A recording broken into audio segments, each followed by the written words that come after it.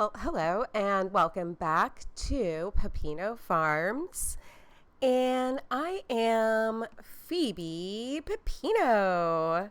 Good to see you. This is where we ask all the hard questions. Today we're asking a question that apparently people have been asking for 4 years, which is, does Alec have any friends that haven't been linked to sexual abuse? Let's find out. So 4 years ago, a Pepino out on the farm asked this question in the Hilaria Baldwin Snark subreddit. So let's take a little quick trip in time and see who Alec has been hanging out with. So if we go back also about 4 years ago, we can see that when you have friends, you invite your friends to do things with you. And one of Alec's friends was invited to hang out with him on his podcast. Yeah, he thought that was a good career move, which is very interesting. I also think this is an interesting interview choice because Alec Baldwin has 3 female children. I think at the time this went down, he had like two daughters, 3 daughters, including Ireland. So I think that's an interesting guy to interview. A director who infamously married his underage adoptive daughter. So,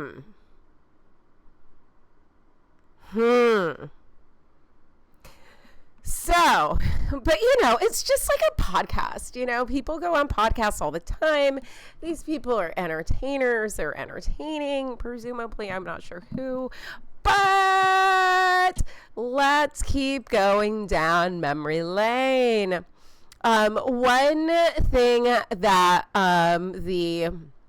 the Baldwins like to do is before they go out, particularly Hillary Baldwin. Hillary. We call her Hillary here. She likes to take a hallway selfie.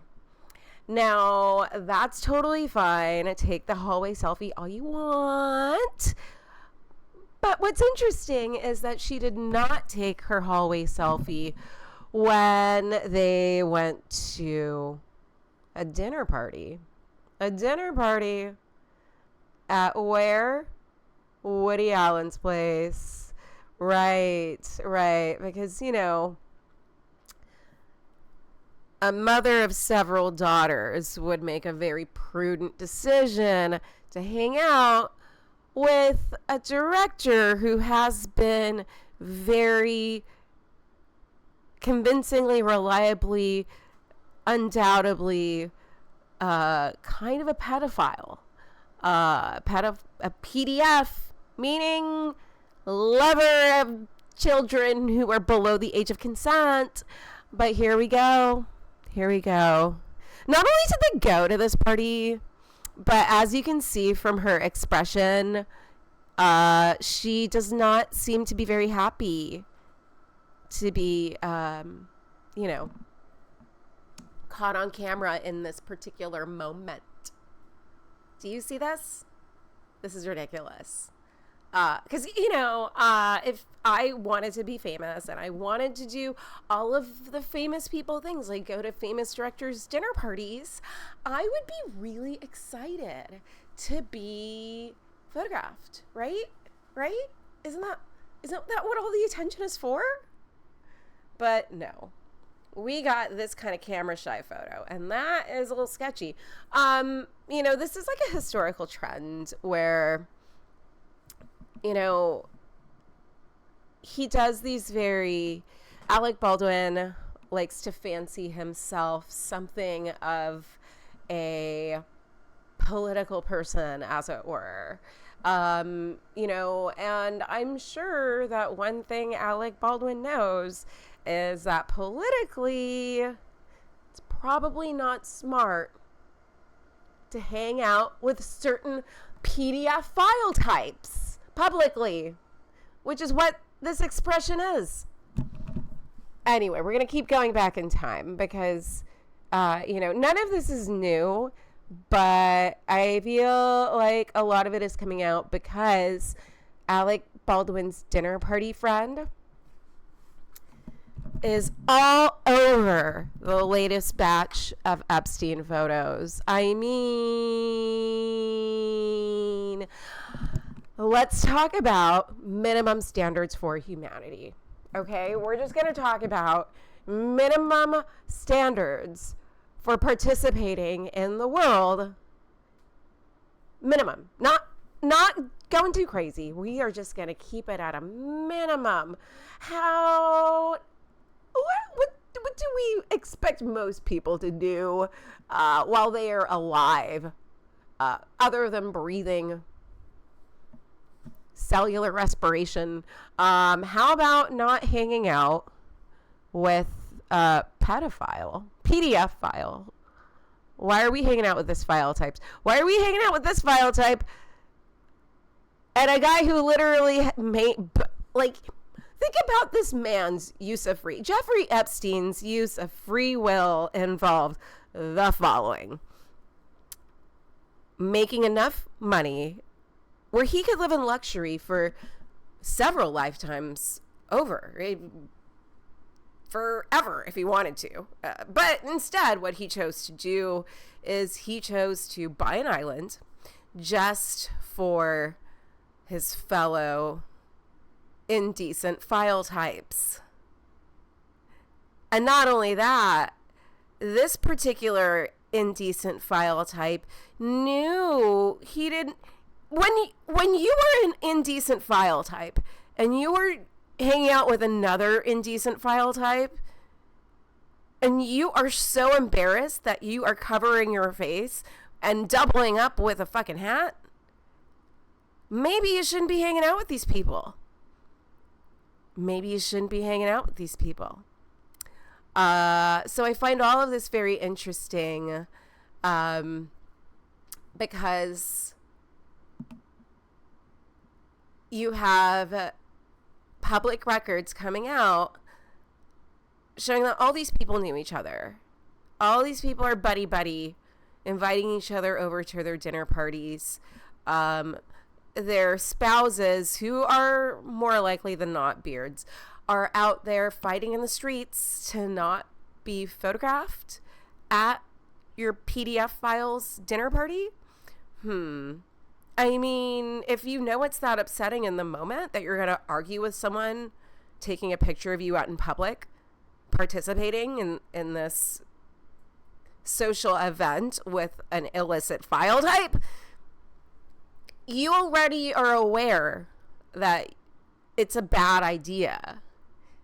Even if you don't in your heart feel like it's a bad idea, you just care only about your image enough to know that it's a bad idea, and you do it anyway. Not only do you do it anyway, but you argue, you try to gaslight the people witnessing this event. There's just like a lot of crazy and a lot of defensiveness going on.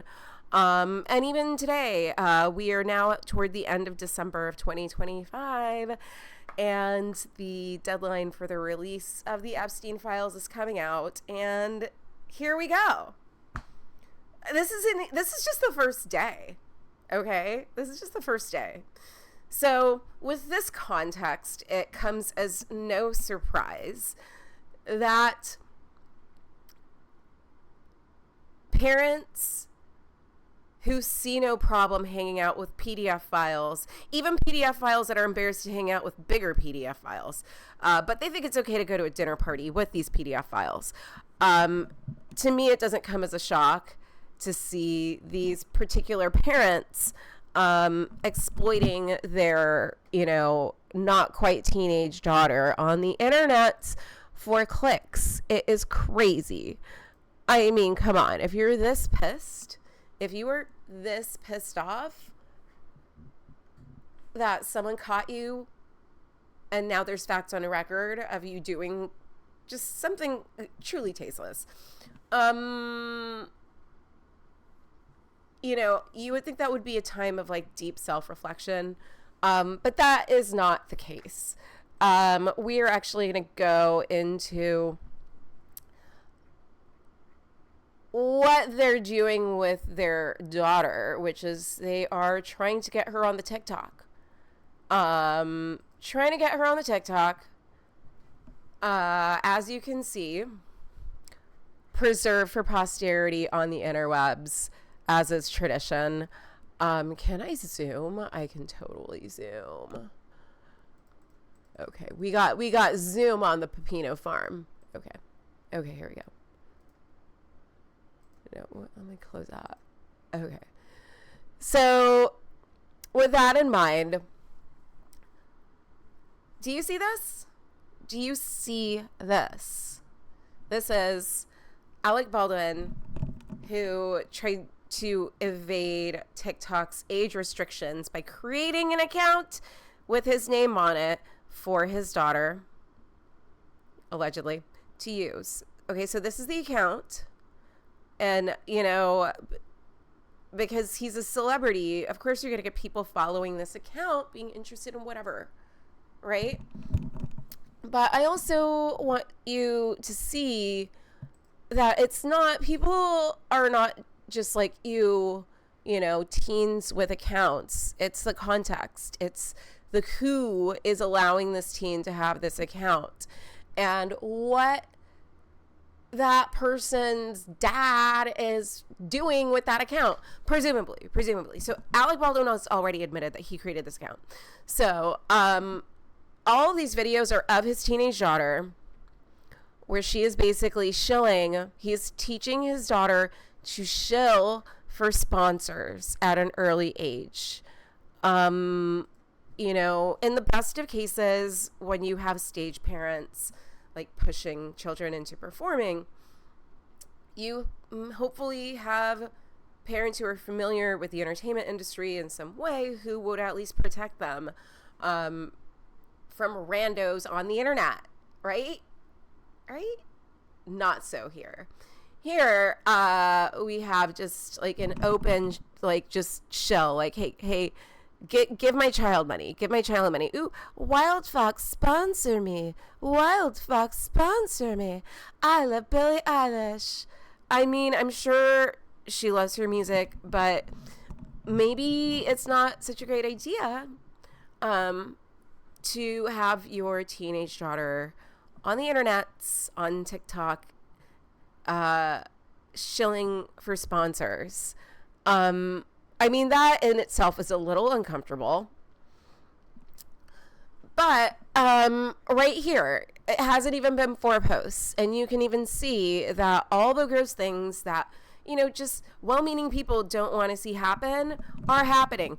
Keep in mind that this child is 12. She is a 12-year-old child. Okay, so I'm going to give you context. She is 12 years old. I don't know. I just don't think that that is a very smart thing to put your child on the internet. I mean, it's just creepy and weird. It is very creepy and very weird. You know, it is a little different, I guess, if maybe she was like a performer, was really, really like, oh, I really like to sing and I want the world to see that I can sing. That is very different. This is a child who's being pushed out, like out into the world as a cash cow for her parents, who are sponsor resistant at this time. One is a fraud. One might be guilty of negligent homicide. And for quirks of the legal system, we will never get that resolution. But instead of rebuilding and admitting that maybe they did something wrong and maybe rebuilding a career based on authenticity or just insight into their past behavior, instead they've chosen to exploit their child. Sorry. I just slipped on a cucumber because, there's tons of them here at Pepino Farms. So I just think this is very disturbing. I think this is very disturbing. I think that it would be like one thing if this were happening in 1995, right? Where we didn't have a good understanding of what social media and, stage parents, what that effect is on their kids.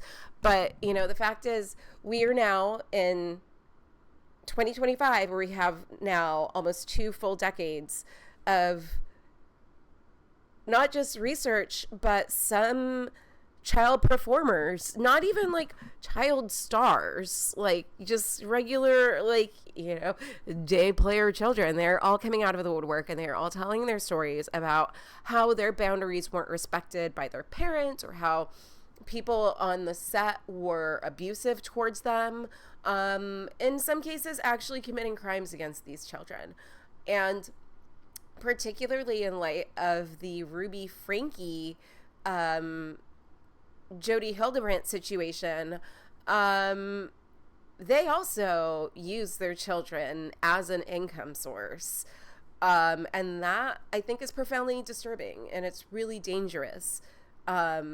Not just to the children themselves who are being exploited, but to, I think, a greater societal damage is being done, because now, with social media, let's say this actually took off. Let's devil's advocate this, okay? Let's say they do this, stayed up, starts making money. One of the major problems with underage social media stars who end up financially supporting their parents is they kind of lose their parents in their role as a parent, right? So let's just pretend that all of this went exactly how they wanted it to go and everything's great. She makes all the money. But now, because her parents are essentially broke, they securitized all of their real estate to secure a loan against it so they could fund their lifestyle. And that was just them playing with their own money. What do you think is going to happen when their child, as an income source, sees them doing the same thing? It really blurs the parental responsibilities within the family structure. And then also, when you use your children as an income source, not only are you, as a parent, giving up that parental authority, but you're also showing your child that you should do anything to make a dollar. And that's not healthy. The way that a lot of content creators build up their audience is, maybe their audience responds to something really positive. In the best of cases, maybe they're talking about charity work and volunteering and doing all positive things. In the best cases, maybe that happens. In the worst cases, we've seen TikTok followers really facilitate creators' worst impulses. And that's, how you kind of end up getting these trash streamers, the Jack Dohertys of the world, who are going to do whatever because they will make a buck. And, their parents aren't going to do anything about that behavior because that's the financial stability in the family unit, is their children. And I think that's really profoundly disturbing. And, once these, child social media, once they turn 18, and they're left truly to their own devices and their own terrible decision making, they end up being sued left and right. They end up getting arrested. They end up having just hangers on for friends. Because to them, when you have child performers who are the primary breadwinners for their family, it really does change that power dynamic. And it also changes that dynamic with your peers when you're very young. You know, if you are, you can watch this all the time on TikTok. You know, why do so many like 18, 19, 20-year-old TikTokers and YouTube creators and streamers have so much interpersonal drama? It's because, you know, once you get millions of views or, you know, just generally like a steady stream of income and fans, people around you in real life, not on the internet, but just in real life, will try to glom on, and they will try to latch on. And if in your family system equates what financial gifts you can bestow upon the family, those familiar relationships kind of start to extend to your friends and your colleagues and your classmates as you get older. So it's really no surprise that there's a lot of famous or well-known young people who feel very isolated because they feel like, oh, well, everyone in my life only wants something from me. How do I know who's genuine and who's not? And that's a valid question, because for a lot of child entertainers, they don't know, because the familial situation that they should be growing up in as a child, who would kind of set these social and emotional expectations and boundaries, is just not functioning. And that's really sad. I think this is really sad. I think this is all very sad. I feel like, you know, at 12, why do you have a full face of makeup on?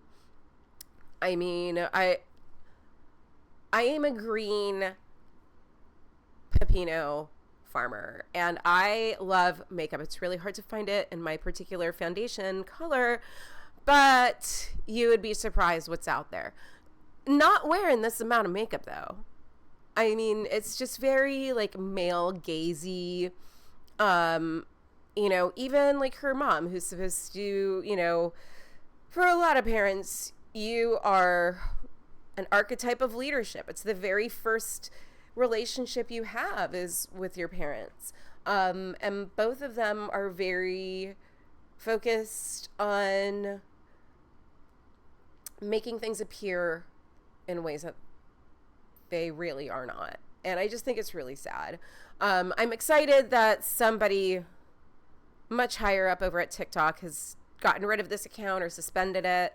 I think that's a healthy choice. I hope TikTok like really actually like keeps it like off of TikTok. I would love for it to not be on TikTok. But who knows, you know? Anyway, those are my thoughts for today from the Pepino farm.